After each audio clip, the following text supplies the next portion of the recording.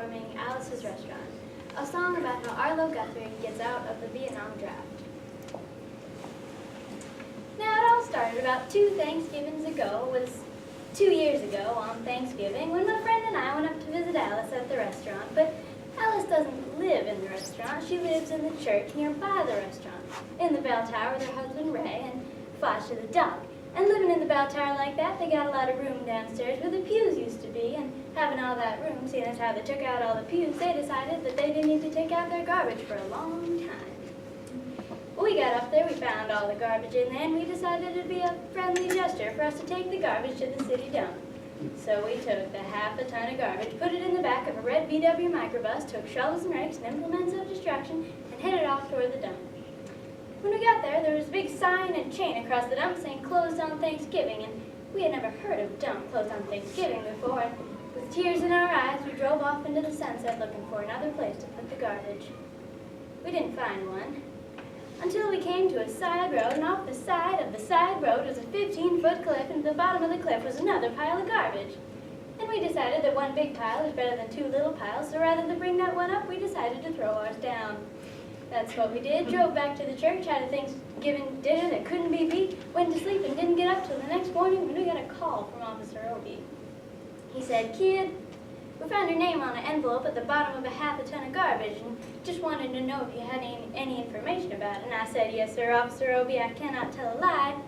I put that envelope under that garbage."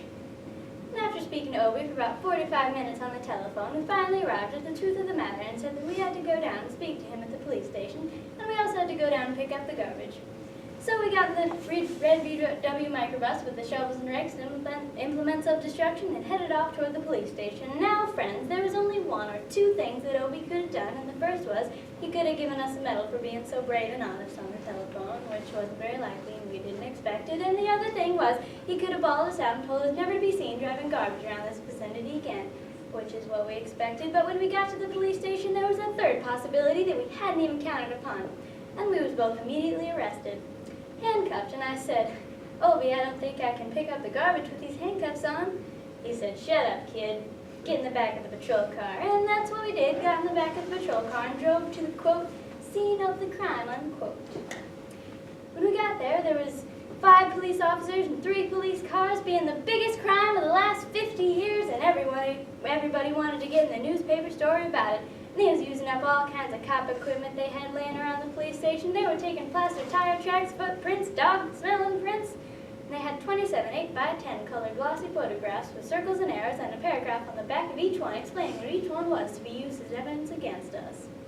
Took pictures of the approach, the getaway, the northwest corner, the southwest corner, and that's not to mention the aerial photography. After the ordeal, we went back to the jail. Obie said he was going to put us in a cell. He said, "Kid, I'm going to put you in a cell. I want your wallet and your belt." And I said, "Obie, I can understand you want my wallet so I don't have any money to spend in the cell, but what do you want my belt for?" He said, "Kid, we don't want any hangings." I said, "Obie, did he think I was going to hang myself for littering?" Obie said he was just making sure, and friends Obie was, because he took out the toilet seat so I couldn't hit myself over the head and drown. And he took out the toilet paper so I couldn't bend the bars, roll the toilet paper out the window, slide down the roll, and have an escape.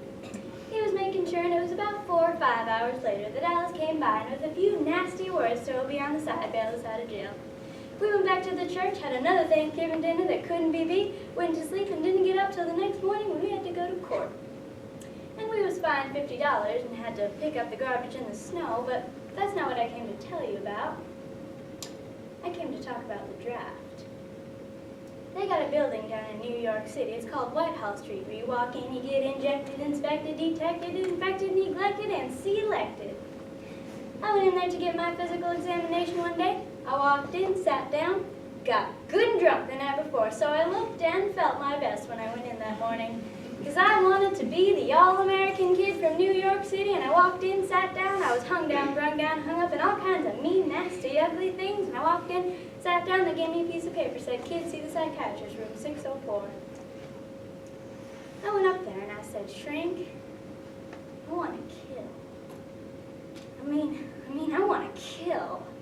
I want to see blood, gore, and guts and veins in my teeth. Eat dead, burnt bodies. I mean, kill. Kill!" kill, and I started jumping up and down, yelling, kill, kill, and he started jumping up and down with me, and we was both jumping up and down, yelling, kill, kill, and then the sergeant came over, pinned a medal on me, sent me down the hall, said, you're our boy.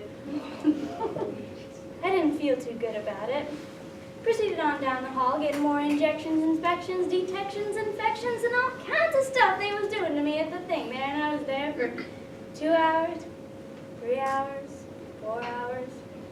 Man, I was there for a long time, going through all kinds of mean, ugly, nasty things, and they was inspecting and injecting every single part of me, and they was leaving no part untouched. Proceeded on through, and when I finally came to see the last man, I walked in after a whole big thing there. I walked in and said, what do you want? They said, kid, we only got one question. Have you ever been arrested? And I proceeded to tell them the story of the Alice's Restaurant Massacre with the full orchestration and the 27 8x10 color glossy photographs with the circles and arrows, and he stopped me right there and he said, kid, I want you to go sit on that bench that says Group W. I went over to the bench there, the Group W's, where they put you if you may not be moral enough to join the Army after committing your special crime. There was all kinds of mean, ugly, nasty-looking people on the bench. There's mother rapers, father stabbers, father rapers, father rapers sitting on the bench next to me, and they was mean, ugly, and nasty, and horrible, and all kinds of things. And the meanest, ugliest, nastiest one, the meanest father raper of them all, was coming over to me. And he was mean, ugly, and nasty, and horrible, and all kinds of things. And he sat down next to me and he said, kid, what'd you get? And I said, I didn't get nothing. I had to pay $50 and pick up the garbage. And he said, what were you arrested for, kid? I said, littering. And they all moved away from me on the bench there, and there I was until I said, and creating a nuisance. And they all came back, shook my hand. We had a great time on the bench talking about crime, mother stabbing, father rape, and all kinds of groovy things we was talking about.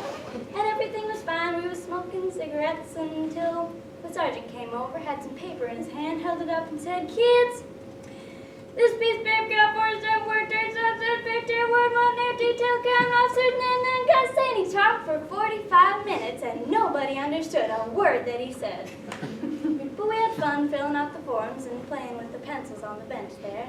I filled out the 4-part harmony with the massacre and wrote it down, and everything was fine, and turned over the piece of paper, and there on the other side, I read the following words.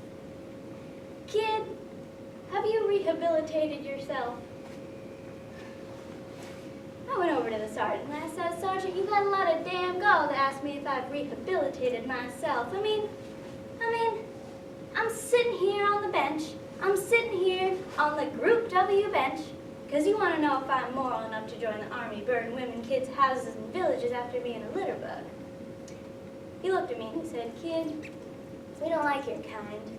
And friends, somewhere in Washington, enshrined in some little folder, is a study in black and white of my fingerprints. Thank you.